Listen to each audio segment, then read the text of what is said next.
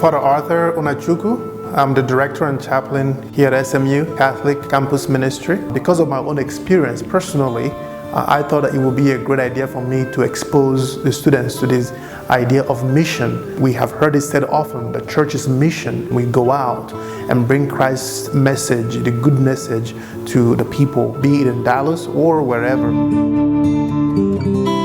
Working Boy Center is a really great opportunity for families in Quito, Ecuador to achieve financial autonomy, for them to be able to stay true to the values of what it is to have a family, what it is to raise a family safe and healthy, but to also be able to sustain themselves financially. This program has been phenomenal in putting people to work and then educating them to bring them out of poverty.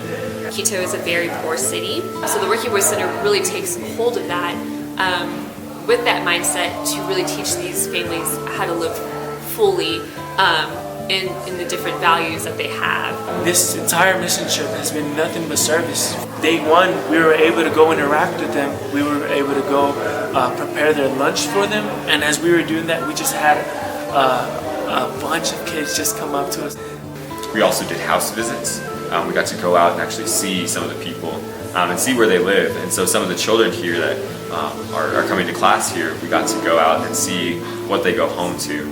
The most impactful thing on the first few days was probably the house visit, and most specifically a boy named Edison. Edison's about 15 years old, and he lives in I'd call it a room that's probably 10 by 8 feet. His dream, when we asked him, was that his family would have a bigger house.